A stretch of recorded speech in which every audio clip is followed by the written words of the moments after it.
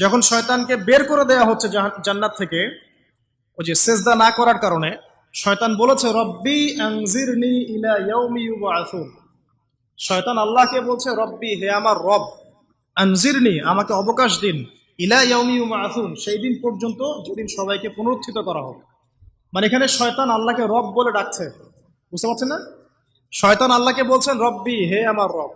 তাহলে শয়তান কি আস্তিক না নাস্তিক? অথচ শয়তান পৃথিবীতে এসে চ্যালেঞ্জ নিয়েছে যে সে পুরো মানব জাতিকে জাহান্নামে নিয়ে যাবে। আর আল্লাহ পাক বলছেন আমার মুখলেস বান্দাদের তুমি কোনো ক্ষতি করতে পারবে না। আবার শয়তান চ্যালেঞ্জ করছে আমি ডান দিক থেকে আসবো, বাম দিক থেকে আসবো, সামন থেকে আসবো, পিছন থেকে আসবো, ওয়ালা তাজিদু আকসারাহুম শাকিরিন। আল্লাহ আপনি বেশিরভাগকেই শুকরগুজার পাবেন না, যেটার বাস্তব প্রতিফলন আমরা এখন দেখছি। বেশিরভাগ মানুষ নামাজ পড়ে না, বেশিরভাগ দেখবেন রোজা রাখে না, বেশিরভাগই দেখবেন কোরআন পড়তে জানে না, ম্যাক্সিমাম সুদ খাচ্ছে, ম্যাক্সিমাম জেনা করে, মেজরিটি সংখ্যক মানুষ কিন্তু আল্লাহর বিধানের পরোয়া করছে না। অল্প কিছু মানুষই আল্লাহর বিধানের পরোয়া করছে। এই কথাও আল্লাহ কোরআনে বলেছেন ওয়া কলিলুম মিন ইবাদিয়াশ শাকুর, আমার শুকরগুজার বান্দার পরিমাণ হবে কি খুব কম। এমনকি নবী সাল্লাল্লাহু আলাইহি সাল্লাম হাদিসে বলেছেন যে আমার উম্মতের মধ্যেই ৭৩টা দল হয়ে যাবে। কয়টা? তার মধ্যে ৭২টা দল জাহান্নামে যাবে, নাউযুবিল্লাহ। আর মাত্র একটা দল যাবে জান্নাতে, যার ব্যাপারে নবীজি বলছেন মা আনা আলাইহি ওয়া আসহাবি, আমি যার উপরে আছি এবং আমার সাহাবীরা যার উপরে আছে। মানে পৃথিবীর যে কোনো জায়গার মানুষ, যে কোনো দেশ, যে কোনো ভাষা, যে কোনো রং বর্ণ ইত্যাদি, তার ঈমান, তার আকীদা, তার আমল যদি নবী এবং সাহাবীদের সাথে মিলে যায়, ইনশাআল্লাহ তাআলা সে জান্নাতে যাবে। এটার জন্য একটা দল খুলে সবাইকে ওই দলের ফর্ম পূরণ করতে হবে জরুরি না। এটা ঈমানের ব্যাপার, আকীদা আমলের ব্যাপার। যে কোনো জায়গার মানুষ যদি আল্লাহ এবং তার রাসূল এবং তার সাহাবীদের মানহাজ ফলো করে, ইনশাআল্লাহ তাআলা সে জান্নাতে যাবে। আল্লাহ পাক আমাদেরকে তৌফিক দান করুন, আমিন। তো এখানে বলছিলাম একটা বিষয়, যে জীবন দর্শন পাওয়ার পরে আপনাকে রবকে চিনতে হবে। রবকে চেনার জন্য আমি সূরা ইখলাসটা বলছি, লাম ইয়ালিদ ওয়া লাম ইউলাদ, তাকে কেউ জন্ম দেয়নি, আল্লাহ পাক কারো কাছ থেকে জন্মিতও নন।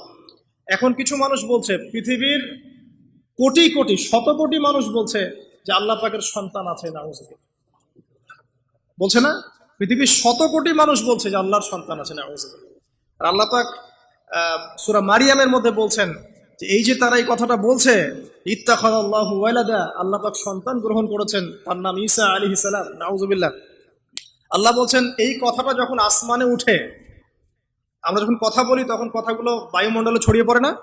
এই কথা যখন বায়ুমণ্ডলে ছড়িয়ে পড়ে, আসমানের দিকে ওঠে, তখন আসমান এবং জমিন লজ্জায়, অপমানে, কষ্টে ফেটে পড়তে চায় যখন এই কথাটা মানুষ বলে, ইত্তাখাযাল্লাহু ওয়ালাদা, নাউযুবিল্লাহ। তো দেখুন বেশিরভাগ মানুষ কিন্তু বলছে যে আল্লাহর সন্তান আছে, নাউযুবিল্লাহ। আবার ইহুদি যারা, তারা বলছে ওজায়ের আলাইহিস সালাম আল্লাহর পুত্র, নাউযুবিল্লাহ। খ্রিস্টানরা বলছে ঈসা ইবনে মারিয়াম আল্লাহর পুত্র, নাউযুবিল্লাহ। এখন আমরা যে একটা কথা বলি না, যে বেশিরভাগ মানুষ যা বলবে সেটাই সঠিক, তাহলে কি এই বেশিরভাগ মানুষ যে বলছে আল্লাহর সন্তান আছে এটা সঠিক? তাহলে এখানে কিন্তু এই কনসেপ্টটা টিকছে না। বেশিরভাগ মানুষ যা বলবে তা সঠিক হবে তখনই যখন তাদের কথা কুরআন সুন্নাহর মানদণ্ডে হবে। যদি বেশিরভাগ মানুষ বলে হ্যাঁ সুদ হারাম, অবশ্যই হারাম, বিকজ কুরআন সুন্নাহ এটা হারাম করেছে। যদি বেশিরভাগ মানুষ বলে সুদ হালাল, আপনি কি করবেন? মানবেন? যদি বেশিরভাগ মানুষ বলে মদ হালাল, জিনা হালাল, হ্যাঁ, তাহলে এই যে একটা কনসেপ্ট চালু হয়ে গেছে আমাদের মধ্যে, এটা কিন্তু ডেমোক্রেসি না, এটা ডেমোক্রেসির ভুল ব্যাখ্যা। হ্যাঁ, বেশিরভাগ মানুষ এর কথা মতামত কখন গ্রহণযোগ্য হবে? যখন সেটা আল্লাহ পাকের ঐশী গ্রন্থের আলোকে হবে, তখন অবশ্যই নিঃসন্দেহে এটা গ্রহণযোগ্য হবে। কিন্তু যদি বেশিরভাগ মানুষ আল্লাহ এবং তার রাসূলের বিধানের বাইরে কথা বলে, হালাল করে দেয় মদকে, জেনাকে হালাল করে দেয়, আপনার ওই যে হালাল করে দেয়, সুদকে হালাল করে দেয়, তাহলে কি আমরা হালাল মেনে নিব? যদি মেনে নেন তখন কিন্তু আপনি আল্লাহ পাকের সাথে শিরক করলেন। এটা সূরা তাওবার 31 নম্বর আয়াতে পড়ে দেখবেন। লাম ইয়ালিদ ওয়া লাম ইউলাদ, আল্লাহ পাক কাউকে জন্ম দেননি, কারো কাছ থেকে জন্মিতও নন। ওয়া লাম ইয়াকুল লাহু কুফুয়ান আহাদ, এটা আরো ম্যাসিভ। আল্লাহ পাকের সমতুল্য কিচ্ছু নাই। মানে কোনো কিছু যদি আপনার চিন্তায়ও আসে যে এটা আল্লাহর সমকক্ষ হতে পারে, নাউযুবিল্লাহ, সাথে সাথেই ওই কনসেপ্টটা বাতিল করতে হবে। কারণ আল্লাহ পাকের সমকক্ষ কিছু হতেই পারে না। কিছু মানুষ আছে মুসলিমদের মধ্যেও দেখা যায় যে আল্লাহ পাকের গুণ এবং আসমা ও সিফাতগুলোকে মানুষের সাথে তুলনা করছে না? অনেকেই বলেছে যে আল্লাহ পাকের হাত এই যে আমাদের হাতের মতো, নাউজুবিল্লাহ। এইসব কথা বলা যাবে না। অনেকে বলেছে আল্লাহ পাকের পা মানুষের পায়ের মতো, আল্লাহ পাকের চেহারা মানুষের চেহারার মতো। অনেক ফিলোসফিক্যাল বই আমরা পড়েছি, এগুলোতে অনেক মানুষ এই কথাগুলো লিখেছে, এগুলো সম্পূর্ণ বাতিল আকিদা। লাইসা কামিসলিহি শাই, আল্লাহ পাকের মতো কিছুই নাই, কোনো কিছুই তার সাথে সাদৃশ্যর হওয়ার যোগ্য নয়। তো এখানে যদি কোনো মুসলিম এরকম আকিদা পোষণ করে থাকে, এটাও একটা বাতিল আকিদা হবে। সামনে আসেন, আল্লাহকে চিনতে হলে আপনাকে আরেকটা আয়াত আমি শোনাচ্ছি, ইনশাআল্লাহ এটা যথেষ্ট হবে। আল্লাহ রাব্বুল আলামিন বলছেন, আল্লাহ, আল্লাহ পাক, লা ইলাহা ইল্লাহু, আল্লাহ পাক তিনি যিনি ছাড়া কোনো ইলাহ নাই। আল্লাহু লা ইলাহা ইল্লা হুয়াল হাইয়ুল কাইয়্যুম, তিনি হাই এবং কাইয়্যুম। হাইয়ুন কাইয়্যুম, চিরঞ্জীব, চিরস্থায়ী। চিরঞ্জীব মানে কি? মানে যখন কিছু ছিল না আল্লাহ পাক ছিলেন, যখন কিছু থাকবে না আল্লাহ পাক থাকবেন। সময়ের ঊর্ধ্বে আল্লাহ রাব্বুল আলামিন, সময়ের চেয়ে অনেক ঊর্ধ্বে, বরং সময় তো আল্লাহই সৃষ্টি করেছেন, আর আমরা সবাই সময়ের মধ্যে পড়ে আছি। আমাদের এখানে দিন রাত যেমন আল্লাহ রাব্বুল আলামিনের কাছে এমন নয়, মোটেই এমন নয়। বরং কিয়ামতের দিনটাই হবে আল্লাহ পাকের হিসেবে আমাদের দিনের চেয়ে 50,000 বছরের সময়। তাহলে এই সময়ের যে একটা আমরা গোলক ধাঁধায় পড়ে আছি, এক একটা গ্রহের সময় এক এক রকম, এক একটা গ্যালাক্সিতে সময় এক এক রকম। আল্লাহ পাক এগুলো ঊর্ধ্বে, চিরঞ্জীব, চিরস্থায়ী। আপনারা যারা সায়েন্সে পড়েছেন, আপনারা ওই যে আইনস্টাইনের সূত্র পড়েছেন না, যে সময়ের আলোর বেগে যদি কোনো বাহন ছুটে মহাকাশে, তাহলে পৃথিবীতে দেখা গেল একজনের বয়স 25, ও মহাকাশে 25 বছর ঘুরে আসলো, এসে দেখেছে, আবার পৃথিবীতে এসে দেখলো তার ওই ভাই যার বয়স 25 ছিল তার বয়স এখন 50, কিন্তু ওই বেচারার বয়স কিন্তু 25ই থেকে গেছে। এই সূত্রটা জানেন না?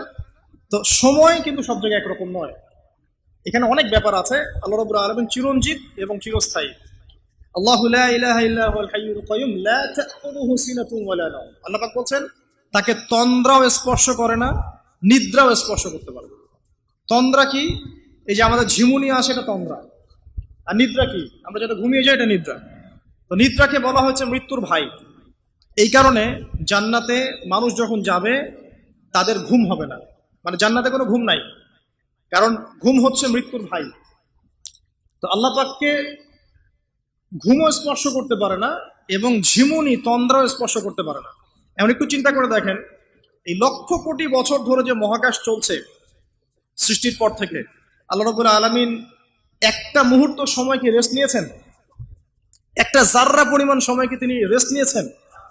তাহলে সেই মহান সত্তা যিনি এক জাররা পরিমাণ সময়ও তার ক্লান্তি বোধ হয় না, তার কোনো ঘুম আসে না, তার কোনো তন্দ্রা স্পর্শ করে না, তা আমরা সেই আল্লাহর বান্দা হয়ে কি আল্লাহর বিধান বা তার আনুগত্যের বাইরে যাওয়া ঠিক হবে? এটা সহজ। আল্লাহকে চিনতে শিখুন। আল্লাহ পাক কে?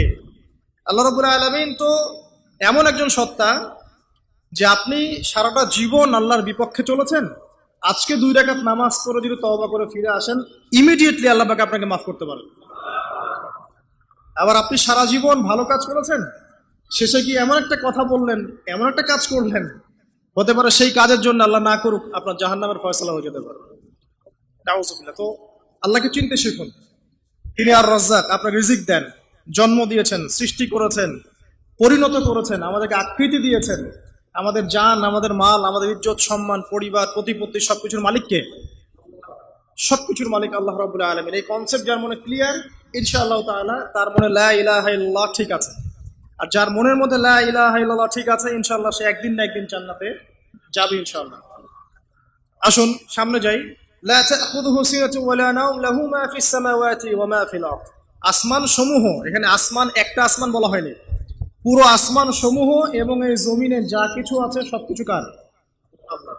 আসমান সমূহটা বোঝেন। একদিন বলেছিলাম একটা এক্সাম্পল, যে এই পুরো মহাবিশ্বে পৃথিবীর অবস্থানটা কতটুকু।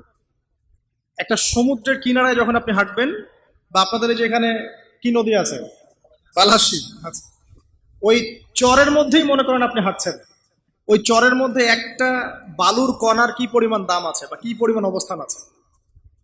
খুব বড় অবস্থান? অবস্থানই না। এই পুরো মহাবিশ্বে পৃথিবীর অবস্থান তার চাইতেও কম। এই যে সৌরজগৎ দেখছেন, এই সৌরজগতের মধ্যে 1000টা সৌরজগৎ মিলে একটা গ্যালাক্সি হয়। আর এই হাজার হাজার গ্যালাক্সি মিলে একটা আসমান হয়, এরকম করে 7 আসমান, তার উপরে কুরসি, তার উপরে মহাসাগর, তার উপরে আরশ, তার উপরে আল্লাহ রাব্বুল আলামিন। তাহলে চিন্তা করেন যে পৃথিবীতে আপনার কতটুকু অবস্থান নিয়ে আছে। এই সমস্ত কিছু কার সৃষ্টি? আল্লাহ রাব্বুল আলামিনের।